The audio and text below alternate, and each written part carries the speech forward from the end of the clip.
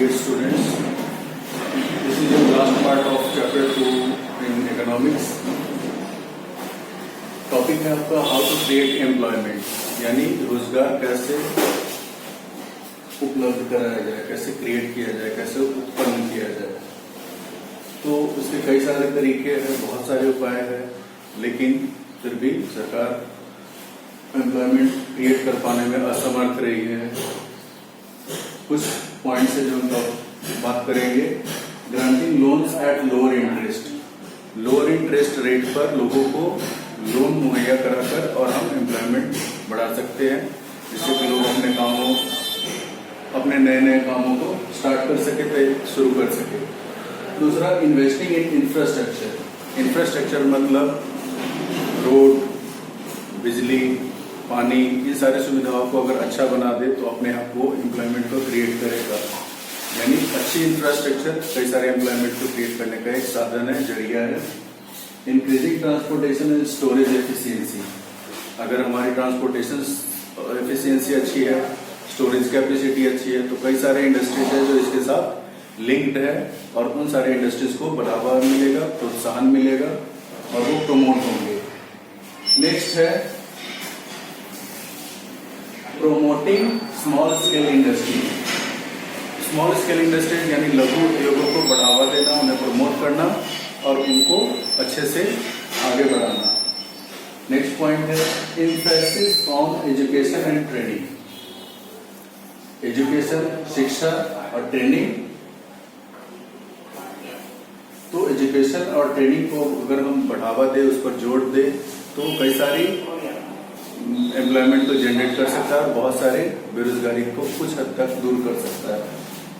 फिर है identifying potential areas, for example tourism and renewable energy generation sectors.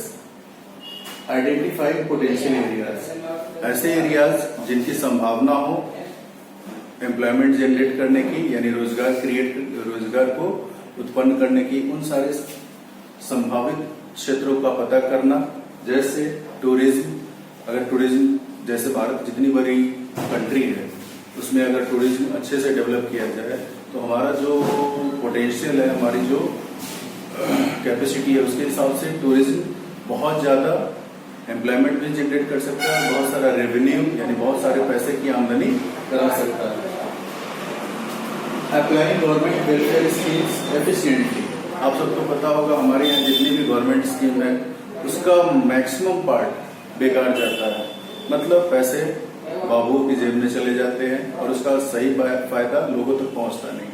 तो जो गवर्नमेंट वेलफेयर स्कीम है, जो सरकारी कल्याण योजनाएं हैं, उन कल्याण योजनाओं को लोगों तक सही से पहुंचाना, एफिशिएंटली पहुंचाना। तो ये सारे कुछ उपाय है जिसके द्वारा हम एम्प्लॉयमेंट क्रिएट कर सकते हैं और अपनी बढ़ती अनएम्प्लॉयमेंट को कुछ हद तक काबू पा सकते हैं। नेक्स्ट पॉइंट है आपका MGNREGA, शॉर्ट में इसे मनरेगा कहते हैं। 2005 में UPA यानी United progressive alliance, Manmohan Singh की सरकार ने, कांग्रेस सरकार ने इसे स्टार्ट किया था और ये इंडिया की सबसे बड़ी स्कीम्स में से एक है। ये गारंटी देता है कि लोगों को रूरल एरियाज में, ग्रामीण क्षेत्र में 100 दिनों का रोजगार मुहैया कराया जाए और अगर सरकार रोजगार मुहैया कराने में असक्षम रहती है तो फिर उन्हें 100 दिन का मेहनताना दिया जाए। A law implementing right to work in 625 districts in 2005, 2005 में 625 जिले में इसे लागू किया गया था, एक ऐसे स्कीम के तौर पर जो लोगों को वर्क सिक्योरिटी प्रोवाइड करता था। It provides 100 days of guaranteed work in rural workforce। Rural workforce यानी ग्रामीण क्षेत्र में जो आबादी है वर्कफोर्स है, उसे 100 दिनों का रोजगार मुहैया कराता है। In case work is not available, workers are still paid allowances towards the work. अगर सरकार काम मुहैया कराने में सक्षम नहीं होती है तो भी लोगों को 100 दिन का अलाउंस यानी क्षतिपूर्ति दी जाएगी। ऑर्गेनाइज्ड वर्सेस अनऑर्गेनाइज्ड सेक्टर्स, जितने भी कार्य क्षेत्र है उसको 2 भागों में बांटा गया है, ऑर्गेनाइज्ड एंड अनऑर्गेनाइज्ड सेक्टर्स, मतलब संगठित और असंगठित क्षेत्र। Organized sectors are registered under government and follow regulations, while unorganized sectors are independent.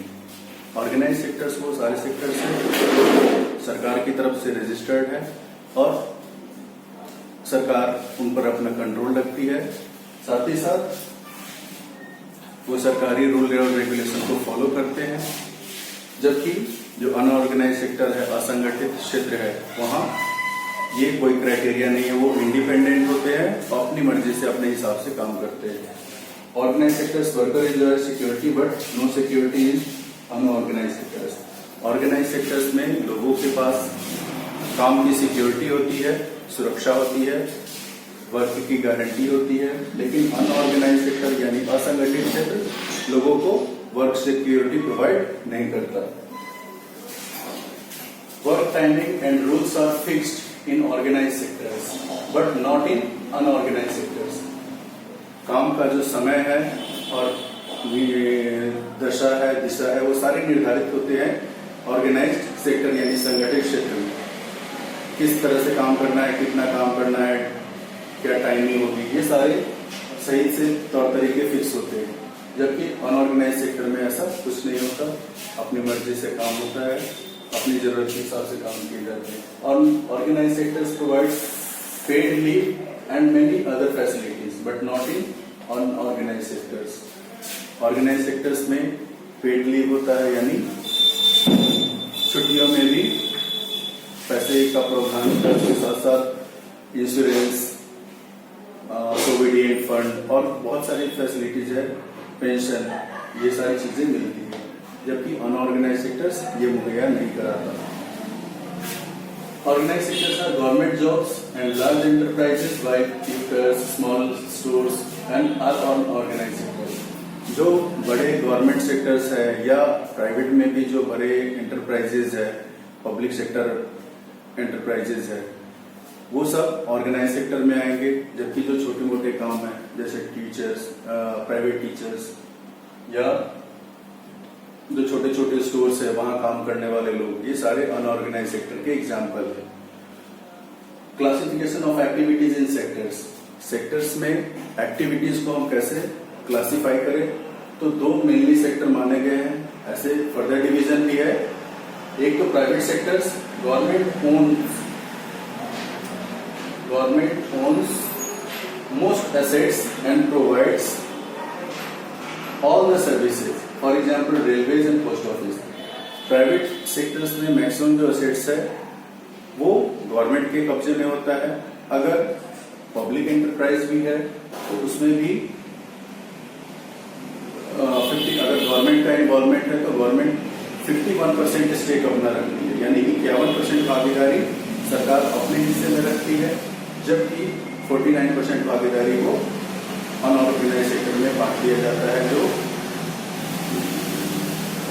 Share के थ्रू या मार्केट से पैसा जनरेट करके उसमें लगाए जाते हैं। जबकि पब्लिक सेक्टर्स हो गए ओन्ड बाय प्राइवेट इंडिविजुअल्स, जो प्राइवेट लोगों का मालिकाना हो, जैसे टाटा, बिरला, रिलायंस, डाबर, ये सब पब्लिक सेक्टर ऑर्गेनाइजेशंस में रहेंगे। तो ये सारे पॉइंट्स थे सेक्टर्स ऑफ इंडियन इकोनॉमी के, और ये आपका लास्ट लेसन का कंटेंट था। रेस्ट आगे हम क्वेश्चंस करेंगे। Thank you.